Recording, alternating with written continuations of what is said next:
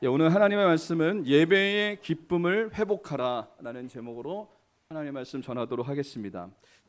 몽골에서 사역하셨던 이용규 선교사님의 이야기입니다. 이분이 몽골에서 사역을 할 때 일인데요. 주일날이 돼서 주일 예배를 준비하고 있었습니다. 주일 예배를 준비하고서 예배 시간이 거의 다다라왔을 때 한 자매가 이 교회 문을 열고 막 땀을 뻘뻘 흘리면서 들어오는 거예요. 땀을 뻘뻘 흘리면서 이렇게 들어와서 자리에 앉는 겁니다.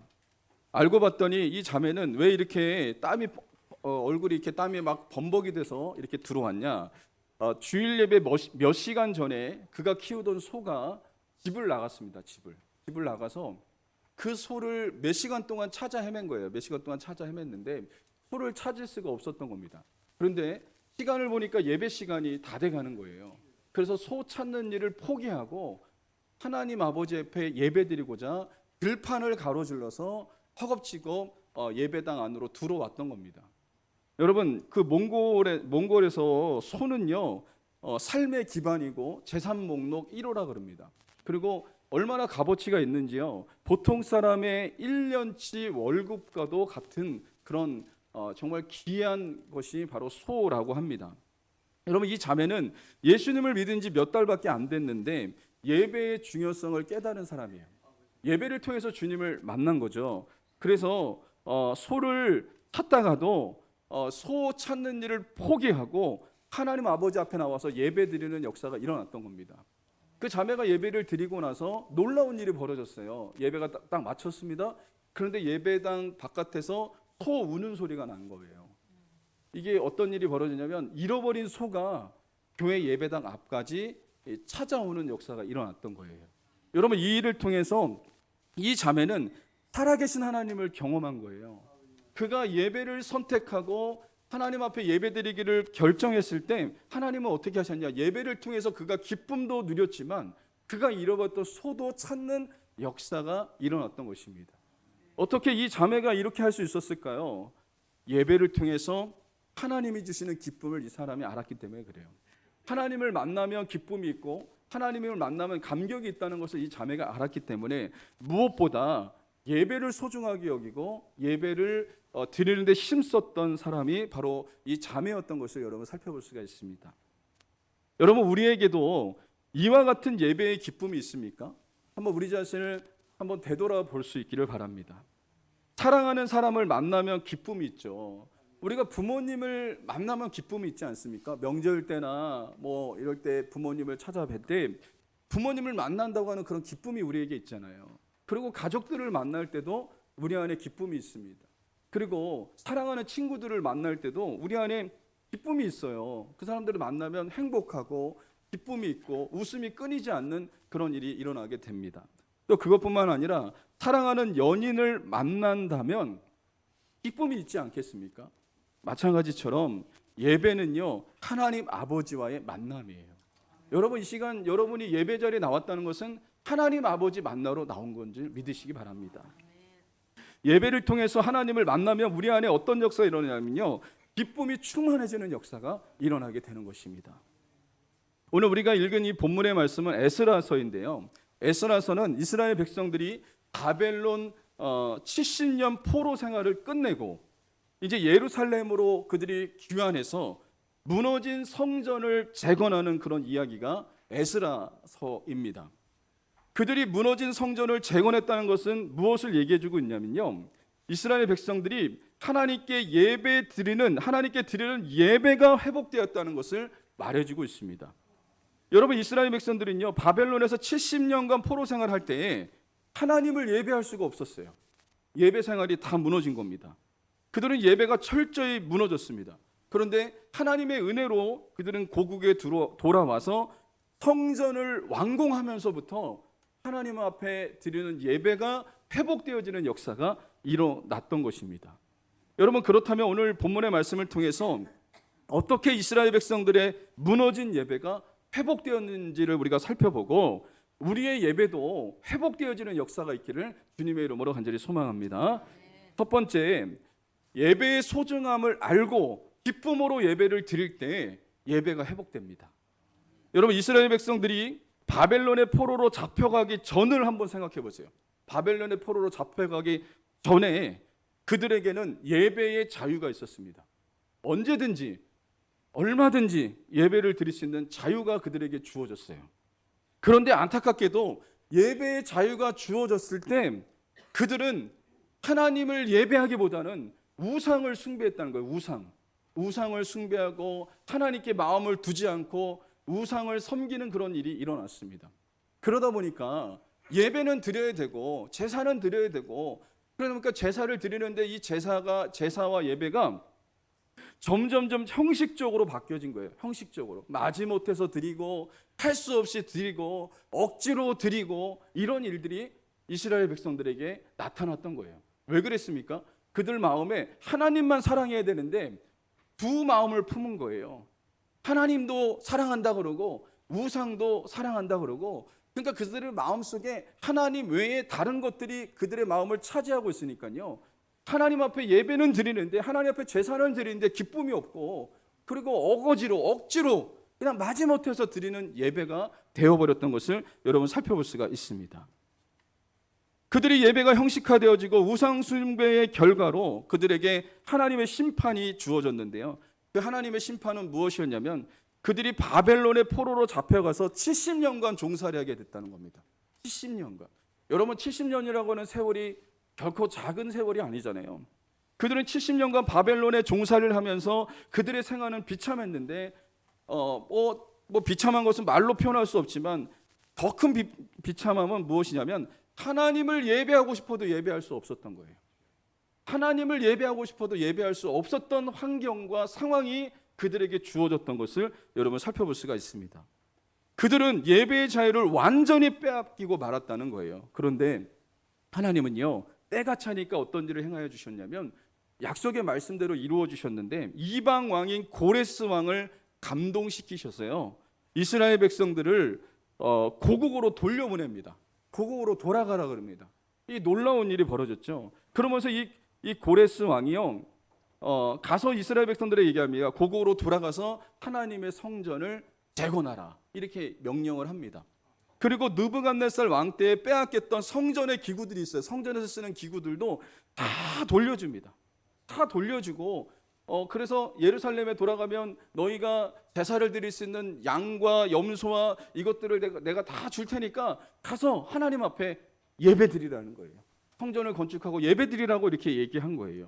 여러분, 이 모든 일은 하나님께서 하신 일이에요. 여러분, 그 이방 왕이 어떻게 그런 마음을 품을 수 있었겠습니까? 하나님이 그 마음을 움직이시니까 이스라엘 백성들에게 회복의 역사가 일어났던 거예요. 그런데 성전을 재건하는 일은 쉽지 않았습니다. 성전을 재건하는데 방해자들이 막 일어난 거예요. 주변 국가들이 막 방해자들이 일어나서 그 방해하고 해방 놀고 막 이런 일이 일어나서 성전 건축이 중단됐습니다. 중단. 자그마치 몇 년이 중단됐냐면 16년이 중단됐어요.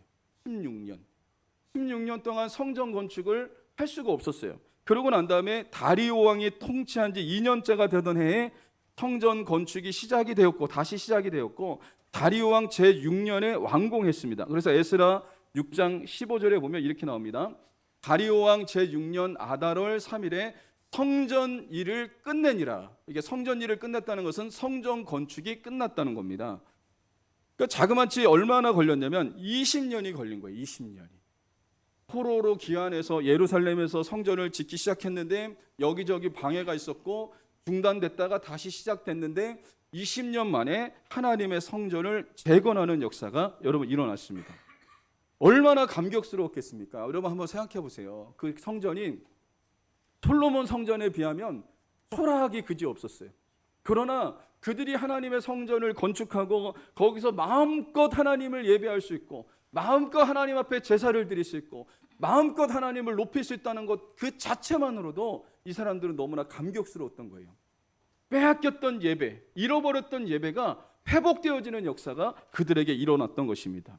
그러면서 이 사람들이 어떻게 했냐면 기쁨과 즐거운 마음으로 하나님 앞에 예배했다는 거예요. 그 바탕에 그것이 깔려 있다는 거예요. 그래서 에스라 6장 16절에 보면 이렇게 얘기합니다. 이스라엘 자손과 제사장들과 레위 사람들과 기타 사로잡혔던 자의 자손이 즐거이 하나님의 성전 봉헌식을 행하니, 이렇게 얘기합니다. 여기서 즐거이 하나님의 성전 봉헌식을 행했다는 것은 뭐냐면 기쁜 마음으로 하나님 앞에 예배드렸다는 거예요.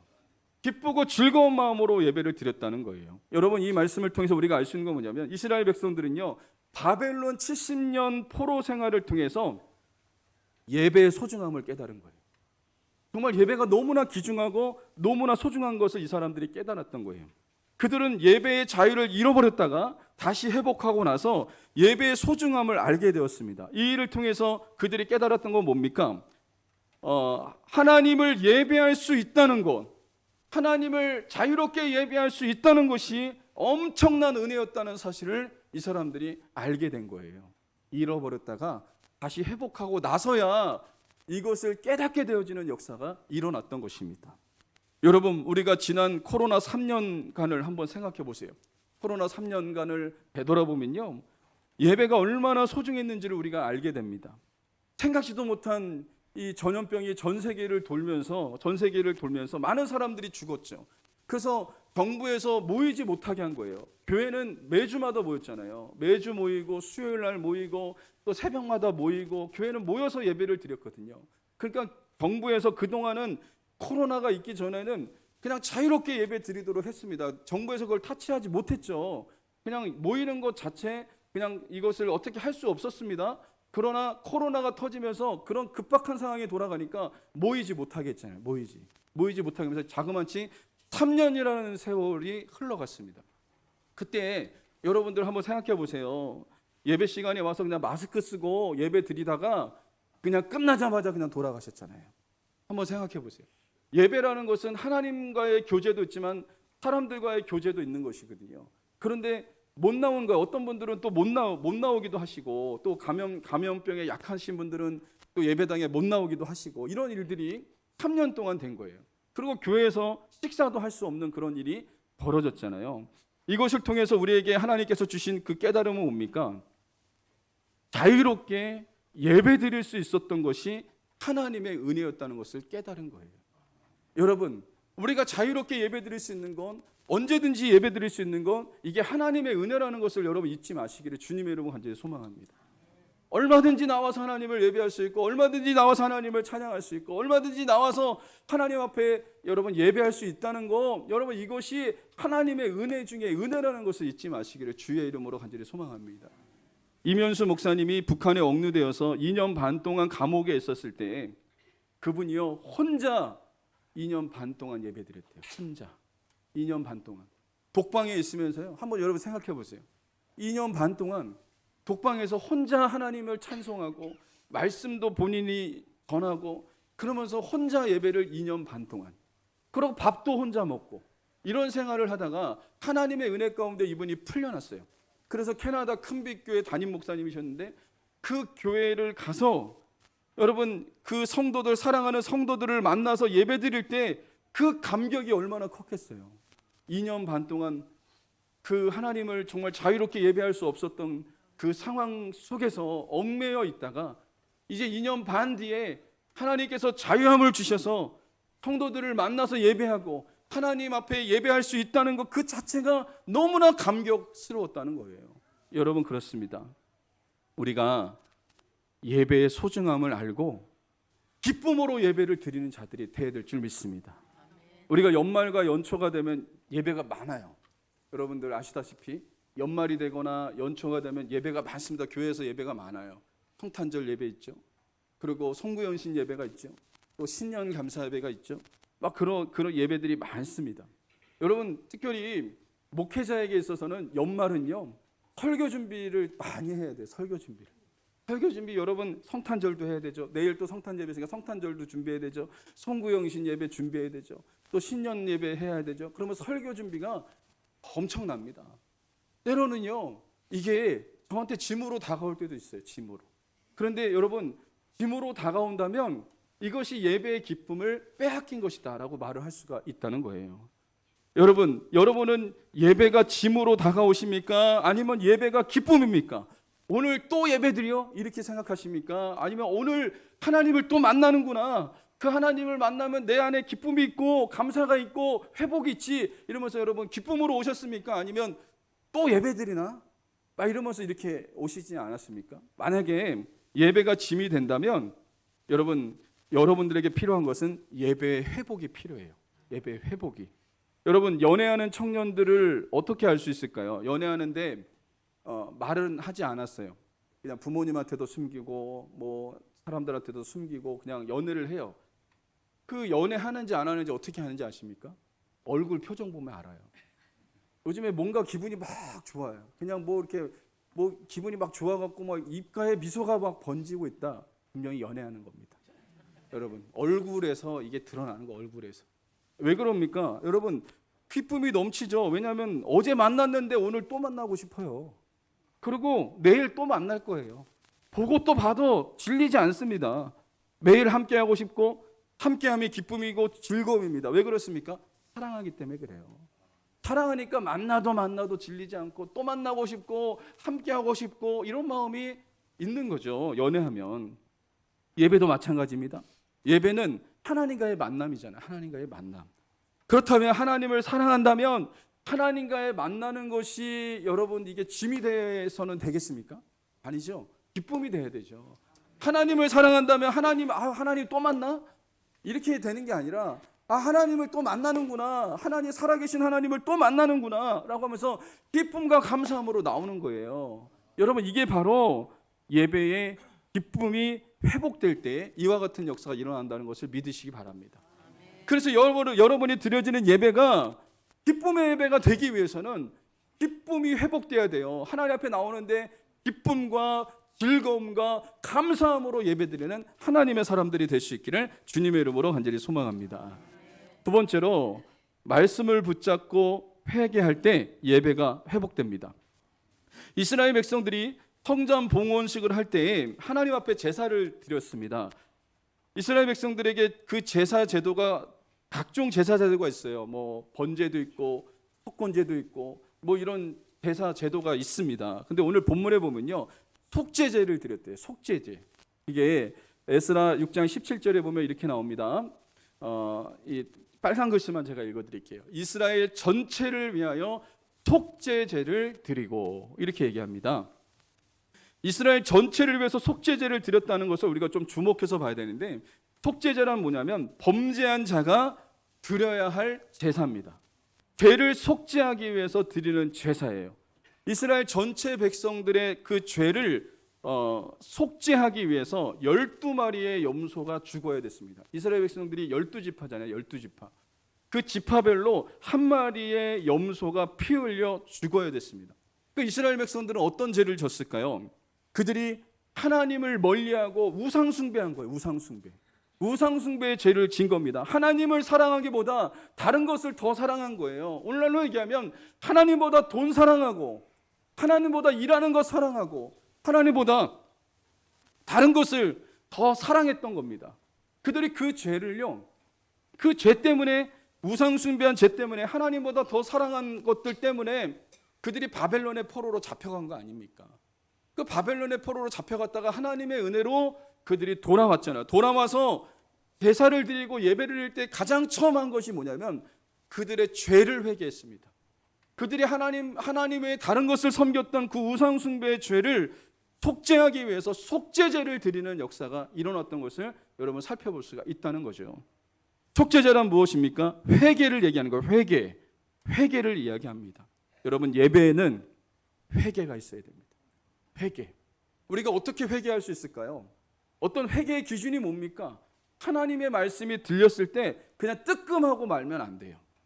그냥 하나님의 말씀이 들으면 마음에 그냥 뜨끔했다. 이거 가지고는 안 됩니다. 여러분, 마음에 찔림이 있고 마음에 뜨끔했다면 그걸 가지고 하나님 앞에 회개해야 돼요. 하나님 앞에 회개하고 결단하고 그것을 돌이킬 때 이게 진정한 회개라는 것을 말해주고 있습니다. 이스라엘 백성들이, 오늘 제사장들이 어떻게 제사를 집례했냐? 에스라 6장 18절에 이렇게 나옵니다. 제가 읽어드릴게요. 제사장을 그 분반대로 레위 사람을 그 순차대로 세워 예루살렘에서 하나님을 섬기게 하되 모세의 책에 기록된 대로 하게 하니라. 이 말씀을 주목하셔야 됩니다. 모세의 책에 기록된 대로 하게 했다. 제사를 드리는데 아마 레위기를 받겠죠. 레위기가 제사잖아요. 레위기를 붙잡고 레위기 말씀대로 제사를 드렸다는 거예요. 그러니까 이 제사장들은 자기 생각대로, 자기 뜻대로, 자기 멋대로 제사를 인도한 게 아니에요. 말씀대로, 하나님의 말씀대로 제사를 인도하는 자들이었던 것이 바로 이 제사장들과 레위인들이었던 것을 여러분 보게 됩니다. 여러분, 그렇다면 오늘날 이 제사장과 레위인은 누구냐면 목회자를 얘기합니다. 목회자가 이 강단에서 자기 뜻을 얘기하고 자기 생각 얘기하고 뭐 정치적인 얘기하고 이러면 안 됩니다. 이 강단은요, 하나님의 말씀만 선포돼야 됩니다. 하나님의 말씀을 풀어서 얘기하는 게 이 설교 시간이잖아요. 하나님이 제게 말씀을 주시면 성도들에게 전하라고 주신 말씀인데, 그 말씀을 가지고 그 말씀을 하나님의 말씀으로 풀어서 하나님의 말씀을 선포하는 게 설교 시간이에요. 여러분, 그러므로 여러분이 목회자는 이 말씀을 가지고 말씀을 전해야 되는 것이고, 또 말씀을 받는 하나님의 사람들은 어떤 사람들이 돼야 되냐? 여러분, 말씀을 받을 때 여러분 이것을 진정한 마음으로 받아들이는 하나님의 사람들이 될 수 있어야 됩니다. 말씀을 받을 때 그냥 말씀이 그렇구나, 오늘 지식 하나 더 늘었구나, 속죄제가 그런 거였어 라고 하면서 지식적으로만 여러분 그 말씀을 받아서는 안 되고요. 하나님의 말씀을 받았을 때 여러분 그 말씀을 듣고 회개하는 자가 되어야 됩니다. 회개할 때 이 형식적인 예배에서 벗어나서 주님을 인격적으로 기쁨과 감사함으로 예배할 수 있는 기쁨의 예배가 회복되어지는 역사가 일어날 수 있다는 거예요. 여러분, 부부간에 관계가 틀어졌다면 어떻게 해야 될까요? 남편이 잘못됐다면 아내한테 미안하다고 얘기해야지 관계가 풀어지는 거죠. 마찬가지 아닙니까? 자녀가 부모에게 잘못됐다면 부모에게 와서 잘못했다고 이야기를 해야지 그 관계가 풀어지는 거 아닙니까? 예배가 회복되려면 어떻게 해야 되냐면, 우리 안에 이 예배가 기쁨의 예배가 회복되려면 하나님 앞에 우리가 회개하는 자가 돼야 돼요. 회개할 때 우리 안에 기쁨의 예배가 회복되어지는 역사가 일어날 수 있다는 것을 말씀해 주고 있습니다. 우리의 예배가 형식적인 예배를 벗어나서 주님을 만나는 인격적인 예배가 되기 위해서는 여러분 회개할 수 있는 하나님의 사람들이 될 수 있어야 돼요. 그냥 회개하는 게 아니라 하나님의 말씀을 붙잡고 회개하는 자가 돼야죠. 하나님의 말씀이 내게 부딪혀 왔다면 그 말씀을 붙잡고 말씀을 바탕으로 하나님 앞에 회개할 때 이 기쁨의 예배가 회복되어지는 역사가 일어날 수 있다는 것입니다. 세 번째로 예배가 회복될 때 살아갈 힘이 주어집니다. 에스라 6장 22절에 보면 이렇게 나옵니다. 제가 읽어드리겠습니다. 즐거움으로 이랫동안 무교절을 지켰으니 이는 여호와께서 그들을 즐겁게 하시고 또 아수르 왕의 마음을 그들에게 돌려 이스라엘의 하나님이신 하나님의 성전 건축하는 손을 힘있게 하도록 하셨음이 어떠라. 여러분, 이스라엘 백성들은 성전을 재건한 후에 유월절과 또 무교절을 이렇게 지켰어요. 속죄제를 지내고 난 다음에, 그리고 지나고 난 다음에 유월절을 맞이했을 때 그들이 유월절, 무교절을 이렇게 지냈습니다. 그러니까 유월절, 무교절은 오늘날로 얘기하면 예배를 드렸다는 거예요. 예배를 드렸다는 겁니다. 여기 여러분 22절 상반절에 보면 즐거움으로 이랫동안 무교절을 지켰으니 이는 여호와께서 그들을 즐겁게 하시고, 그들이 예배를 드렸을 때, 기쁨과 감사함으로 하나님 앞에 예배를 드렸을 때 하나님께서 그들에게 즐거운 마음을 부어주셨다는 거예요. 기쁨이 회복되어지는 역사가 그들에게 일어났다는 것을 말씀해 주고 있습니다. 여러분, 예배는 무엇입니까? 이들이 유월절과 무교절을 드렸다는 것은 그들은 애굽에서 그들을 구원해내신 하나님을 기억하면서 하나님 앞에 감사함으로 예배를 드렸다는 것을 이야기하고 있습니다. 여러분, 우리가 드리는 이 예배는 무엇이 있어야 되는지 아십니까? 나를 구원하신 하나님의 은혜에 대해서 감사하셔야 돼요. 이게 바로 예배입니다. 또 예배는 십자가의 사랑으로 날 위해 죽임당하시고 죽은 지 사흘 만에 부활하신 예수님을 기억하면서 감사하는 것이 예배라는 것입니다. 여러분, 이와 같이 우리가 예배를 드릴 때 하나님께서 어떻게 하신다고요? 여호와께서 그들을 즐겁게 하셨다. 우리가 하나님이 받으시는 예배를 드리면요, 우리 안에 주님이 주시는 기쁨이 충만하게 역사하는 일이 일어날 수 있다는 것입니다. 하나님이 우리를 즐겁게 하시는 역사가 일어납니다. 여러분, 이 즐거움은요, 세상이 주는 기쁨이 아니에요. 하나님이 주시는 놀라운 기쁨과 평안인 줄 믿으시기를 주님의 이름으로 간절히 소망합니다. 어떻게 할 때요? 하나님 앞에 기쁨과 즐거움으로 예배하고 우리의 예배가 회복되면 우리가 살아갈 힘을 하나님께서 주신다는 거예요. 살아갈 힘, 살아갈 용기, 살아갈 지혜를 하나님께서 주시겠다라고 말씀하고 있다는 것입니다. 또 여러분 22절 하반절에 보면 이렇게 얘기합니다. 아수르 왕의 마음을 그들에게 돌려 이스라엘의 하나님이신 하나님의 성전을 건축하는 손을 힘있게 하도록 하셨음이었더라. 이렇게 얘기하는데요. 하나님께서 역사하시니까 이방의 왕의 아수르 왕, 이 아수르 왕은 적입니다. 적인데 이 사람들의 마음을 돌려서 이스라엘 백성들을 돕도록 하시는 역사가 일어났던 거예요. 여러분, 하나님 앞에 예배했더니 하나님께서 이스라엘 백성들이 성전 건축하는 일을 돕도록 그 적도 그들에게 붙여주시는 역사가 일어났다라고 얘기합니다. 이 말은 예배가 회복되니까요, 모든 게 회복된 거예요. 여러분의 예배가 회복되어지면요, 여러분의 삶에 관련된 모든 것이 회복되어지는 역사가 일어날 줄 믿으시기를 주님의 이름으로 간절히 소망합니다. 예배는 무엇이냐? 하나님 앞에 드리는 것이고 하나님과의 만남인데, 예배를 통해서 하나님은 어떻게 역사하시냐? 이스라엘 백성들에게 살아갈 힘을 주셨고 살아갈 지혜도 주셨고 문제도 해결해 주시는 역사가 여러분 일어났던 것을 여러분 살펴볼 수가 있다는 거예요. 세상 사람들과 예수 믿는 사람들의 그 주일의 개념이 다릅니다. 세상 사람들은 일요일이라고 그러잖아요. 일요일. 근데 우리는 주일이라고 합니다. 주일은 뭡니까? 주님의 날이에요. 주님의 날. 여러분들이 분명히 기억해야 될 게, 예수님이 이 주일은 어떤 날이냐? 예수님이 부활하신 날이에요. 죄와 사망의 권세를 깨고 부활하신 날이 바로 이 주일입니다. 오늘 우리가 드려지는 이 주일은 어떤 날이냐? 예수님이 부활하신 날을 기념해서 우리가 드리는 예배입니다. 그래서 여러분이 분명히 기억할 때 달력을 보면요, 빨간 글씨가 먼저 앞에 가 있습니다. 세상 사람들은 일주일의 시작이 월요일이라고 그래요. 월요일부터 토요일까지 일하고 그냥 일요일은 쉬는 날, 이렇게 생각해요. 여러분, 이게 세상 사람들의 개념입니다. 그러나 예수 믿는 사람들의 개념은 다릅니다.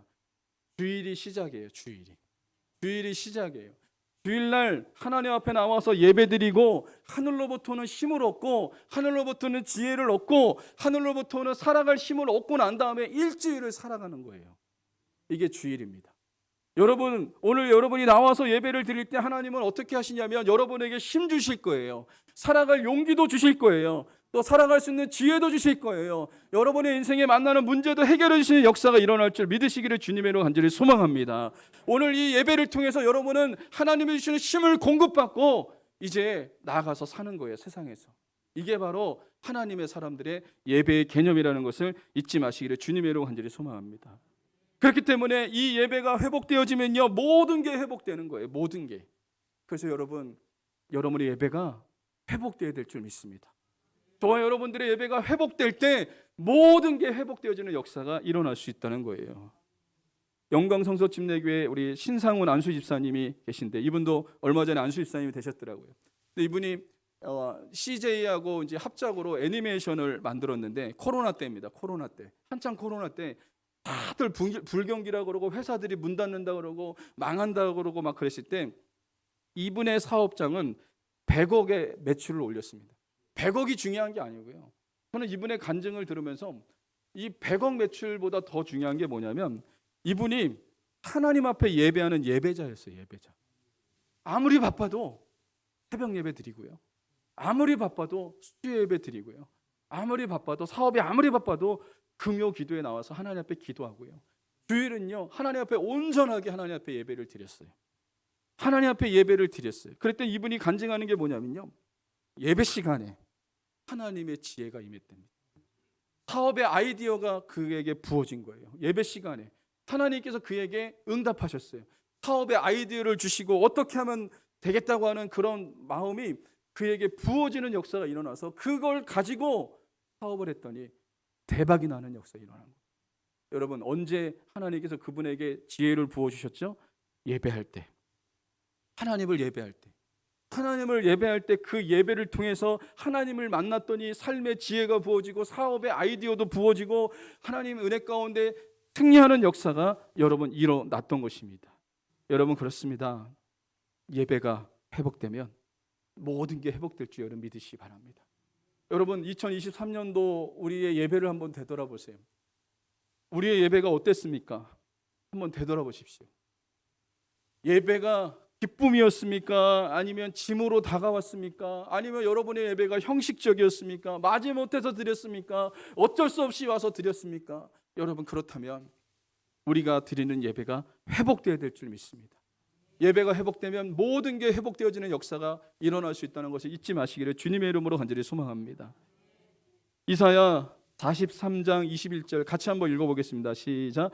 이 백성은 내가 나를 위하여 지었나니 나를 찬송하게 하려 함이니라. 여기 찬송은요, 예배라고 말할 수 있습니다. 하나님이 우리를 창조하셨는데, 우리를 만드셨는데, 그 이유가 뭐냐면 하나님을 예배하게 하기 위해서 우리를 지으셨다는 거예요. 여러분, 우리는 쓸모없는 존재가 아닙니다. 이 땅에 존재의 목적이 있습니다. 하나님을 예배하기 위해서 이 땅에서 존재합니다. 하나님을 예배한다는 건 뭡니까? 하나님과의 만남이잖아요. 하나님과의 교제잖아요. 하나님과의 사랑의 교제가 바로 예배거든요. 이 예배를 여러분 회복하시기를 주님의 이름으로 간절히 소망합니다.